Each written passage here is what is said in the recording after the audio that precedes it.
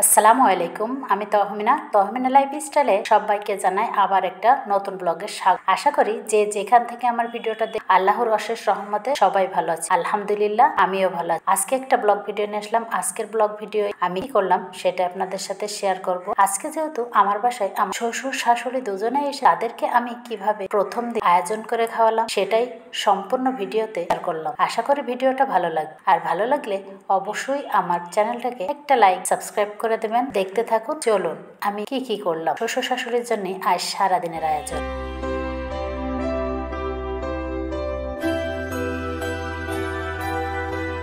রান্না হচ্ছে ঢেঁড়স ভাজি, আর আরও অনেক কিছু রান্না করেছি, সেগুলো হয়ে গেছে। ভেন্ডি ভাজিটাই আপনাদের সাথে শেয়ার করছি, কারণ আসলে সবগুলো তো শেয়ার করা সম্ভব না, অনেক ভিডিও বড় হয়ে যাবে। আজকে আমি সব সারাদিন কী করি সেটা কিন্তু পুরোটাই রেসিপি শেয়ার না করলে দেখাবো কী করলাম প্রথম দিন। ভাজিটা কিন্তু প্রায় হয়েই এসছে, আর ঢেঁড়স ভাজি করতে আসলে অনেকটা সময় লাগে। আমার প্রায় হয়ে এসছে, দেখুন কালারটা কত সুন্দর রয়েছে, তাই না? একেবারে সবুজ সবুজ। যাই হোক, ভাজিটা হয়েই গেছে, আর নামিয়ে নেব। আর কী দিচ্ছি অবশ্যই আপনাদের সাথে দেখাবো। আজকে সকালের জন্য কী করলাম। সকালে আয়োজন আলু ভাজি, ঢেঁড়স ভাজি, গতকালকের মাংস রান্না আছে, খাসির মাংস, তাই দুধ গরম করে নিয়েছি, আর রুটি করেছি, আর করেছি ভাত। আজকে সকালের এইটাই আয়োজন। যেটা খাবে শ্বশুর শাশুড়ি সেটাই আমি আয়োজন করেছি। যদি দুধ দিয়ে রুটি দিয়ে কলা দিয়ে খাই তাই খাবে, যদি ভাত মাংস ভাজি খাই তাই খাবে। হয়তো বলতে পারেন সবই ভাজি ভুজির আয়োজন, আসলে না, এর মধ্যে ডিম পৌঁছবে এখনও। যখন খাবে তখন গরম গরম এইগুলো করে দেব। এই হলো আজকে প্রথম দিনের সকালের আয়োজন। দেখতে থাকুন আমি সারাদিন আজকে কি করলাম। খেতে সমস্যা, সেই জন্য রুটিও করে রেখেছি, কারণ দুধ দিয়ে রুটি দিয়ে যদি খাই তার জন্য, আর যেটা খাবে আসলে সেটাই, তাই আমি সব রকম আয়োজন করেছি। এই ভাজিগুলো থেকেও যেতে পারে দুপুরের সময়, দুপুরে কি করি যদি থাকে সেটাও দেখাবো ইনশাল্লাহ। আর এই তো শেষ হয়ে গেছে সকালবেলার। এবার বেডটা গুছিয়ে নেবো। দেখেন কি পরিমাণ এলোমেলো হয়ে রয়েছে। এই বেডটা গুছিয়ে শ্বশুর শাশুড়ি উঠে গেছে, এবার শ্বশুর শাশুড়ির বেডটাও আমি গুছিয়ে নেব। গুছিয়ে ফিরে আসছি, দেখুন সব এলোমেলো হয়ে রয়েছে। সকালবেলা উঠে অনেক সকালে উঠে রান্নাবাড়া করেছি, ঘুমিয়েছিল যেহেতু, তাই জন্যে একটু এলোমেলো হয়ে রয়েছে। আমি এবারে দুইটা বেডই একসাথে গুছিয়ে নেব। এই তো মোটামুটি ঘর দৌড় একেবারে গুছিয়ে একদম রেডি করে নিয়েছি। এবার চলে যাব অন্য কোনো কাজে। দেখিয়ে দিই ওই ঘরটাও একেবারে গোছানো কমপ্লিট। গল্প করছে আমার মেয়ে আর দাদু। গোছানো হয়ে গেছে ঘর, আমার মেয়ে আর ওর দাদু গল্প করছে। সকালবেলা চা রেডি করে নিয়েছি, আমার মেয়ে খাবে আর আমার শ্বশুর খাবে। আমার শাশুড়ি চা খায় না, শাশুড়ি বিস্কিট খাবে। সব কিছু রেডি, এবার দিয়ে আসি। যেহেতু ঘুম থেকে ওনারা এখন উঠলেন, এখনই দেবে, নামাজ পড়ে ঘুমিয়ে গিয়েছিল, তাই এখন বেজে গেছে 8:30। তবুও সকালবেলা একটু চা খাবেই, একটু ঠান্ডা ঠান্ডা পড়েছে তার জন্যে। এবার দিয়ে আসি চাগুলো। স্কুল ছুটি, পোলাপান একদম সকালবেলা পড়তে চলে এসে এই ফাঁকে কাজটা অনেকটা গুছিয়ে নিয়ে পড়ানো শুরু করে দিয়েছি। এটা আজমাইন খান, আয়াত খান নিচে চলে গেছে। ওটা আমার মেয়ে, পড়ায় মনোযোগ নেই, দাদু দাদি এসছে তাই। আর আমার ফাঁকিবাজি স্টুডেন্ট কি পড়ছে? ও কাকা হয়ে গেছে। ও আচ্ছা, এই বের করা রয়েছে কাকা। তুই ABCD পড়ছিস কেন? হয়ে গেছে না। যাই হোক, পড়ানো শেষ করবে। এই যে মাহির খান, এই যায় চলে এসে উড়িয়ে খাওয়া দাওয়া শেষ করে এবার এই যে এই মাছগুলো নিয়ে এসে, কই মাছ, চ্যাং মাছ আর শিং মাছ, এই মাছগুলো কেটে নেবো। আর এই মাছগুলো সবাই খুব ডেঞ্জারাস, খুব সাবধানের সাথে আমার কাটতে হবে। কেটে ধুয়ে পরিষ্কার করে নেব, আর রান্না করব লাউ দিয়ে। শিং মাছগুলো দেখতে পাচ্ছেন একেবারে মরে গেছে, আর বাদ বাকি কই চ্যাং মাছগুলো মরে গেছে, কিন্তু কই মাছগুলো মরেনি। কই মাছগুলো এত শক্ত, লবণ দিয়ে রাখছিলাম, কারণ লবণ না দিলে মাছগুলো আসলে আমি একদম করতে পারি না। আর শিং মাছে তো প্রচুর ভয় লাগে কাটতে, তাই জন্য সবারই লবণ দিয়ে দিয়েছিলাম। এইভাবে হয়েছে। এখনও কই মাছগুলো নড়ছে, দেখলে বুঝতে পারবেন অন্যান্য মাছগুলোর তুলনায়।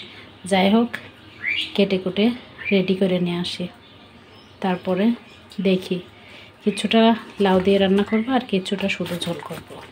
দেখেন কি পরিমাণ লাভ আছে। যাই হোক, কাটাকাটি করে নিয়ে আসি। মাছগুলো কেটে নিয়েছি, 5 মিশালি মাছ। এই তো সব মাছগুলো কেটে পরিষ্কার করে ধুয়ে নিয়েছি। এবারে এই মাছগুলো ভাজবো আর এই লাউটাকে সুন্দর করে কেটে নেব। লাউটা সম্পূর্ণ রান্না করবো না, এইটুকু রান্না করব। যেহেতু সকালে তরকারি রয়েছে, তার জন্য এতগুলো রান্না করলে তরকারি থেকে যাবে। লাউটা হাফ রান্না করব আর মাছ রান্না করব কিছু লাউ দিয়ে আর কিছু শুধু ঝোল করব। কীভাবে করব দেখাবো। মাছ ঝোলটা দেখাবো না, লাউটা দিয়ে মাছ কোন মাছ দিয়ে ঝোল করে সেটাই দেখাবো। আশা করি ভালো লাগবে। তো লাউটা ধুয়ে সুন্দর করে কেটে নিয়েছি, কারণ আমি লাউ সবসময় কাটার আগে ধুয়ে নিই। তারপরে মাছগুলো ভেজে নিয়েছি। কিছু মাছ ভাজা চলছে, কারণ 2 রকম মাছ হবে, তো তার জন্য আমি মাছগুলো ভেজে নিচ্ছি আলাদা করে।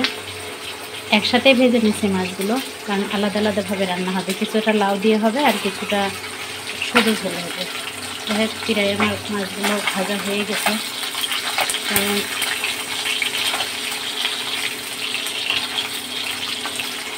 মাছটা এত আস্তে আস্তে ভাজছি, তার কারণ এই মাছ জ্যান্ত মাছ আর এই শিং মাছটাতে এত পরিমাণ ফোটে তেলে পড়লে। আর শিং মাছটা আমি একটু কমই ভাজবো, কারণ শ্বশুর খাবে আর মাছ ভাজলে বেশি শক্ত হয়ে যাবে, খেতে পারবে না। তাই জন্যে শিং মাছটা হালকা করে ভাজবো, স্বল্প করে। এই জন্য একদম গ্যাস আস্তে দিয়ে মাছগুলো ভেজে নিচ্ছি। আজকে আমার রান্নার মশলা এখানে নিয়েছি সরিষা আর জিরা, অল্প একটু এলাচগুলো দিয়ে একসাথে পানি দিয়ে ভিজিয়ে নিয়েছি। আর নিয়েছি আদা বাটা, রসুন বাটা আর কাঁচামরিচ চেরা আর পেঁয়াজ কুচি আর লাউ তো কুচিয়েই নিয়েছি। আর নিয়েছি আরেকটা জিনিস, সেটা হলো জিরে ভেজে গুঁড়ো করে নিয়েছি। এটাই আজকে আমার রান্নার মশলা। দেখতে থাকুন কিভাবে আমি লাউ দিয়ে মাছ দিয়ে ঝোল করি।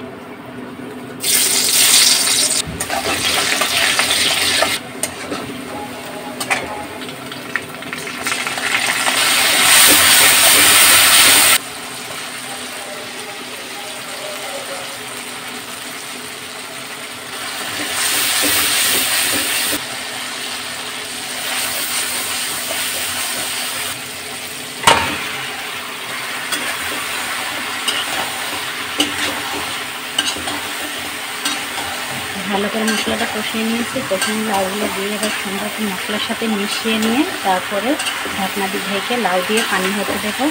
ঢাকনা দিয়ে ঢেকে দেবো। আমার মেশানো হয়ে গেছে। এবার ঢাকনা দিয়ে ঢেকে লাউ যে পানি বেরোবে সেইটা বের হতে দেবো। শেষ পর্যায়ে জিরে ভাজাগুলো দিয়ে দিয়েছি। এই হালকা করে নেড়ে দিয়ে 2 মিনিট মতো একটু ঢেকে দেবো, দিয়ে নামিয়ে নেব। এই তো আমার সমস্ত রান্না শেষ হয়ে গেছে। লাউ মাছ, মাছ ঝোল,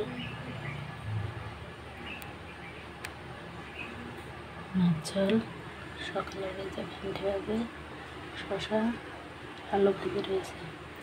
আমাদের যেহেতু নামাজ পড়া হয়ে গেছে, আমাদের ভাত দিয়ে দেব। দিয়ে তারপরে আমি নামাজ পড়তে যাব। বসে আছে নামাজ পড়ে, যেহেতু আজানের সাথে সাথে নামাজ পড়ে নিয়েছে।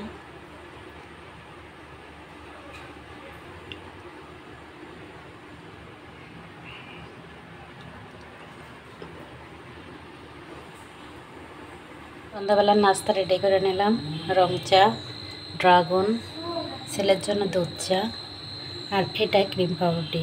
এটা বাচ্চারা খেতে খুব পছন্দ করে, তাই তো ওদের জন্য আজকে সন্ধ্যাবেলা, যেহেতু দাদা দাদি রয়েছে, দাদা দাদির সঙ্গে মজা করে নাস্তা করবে, তাই তো এই যে আমরা চলে যাই নাস্তা খেতে। আপনারা সবাই ভালো থাকেন।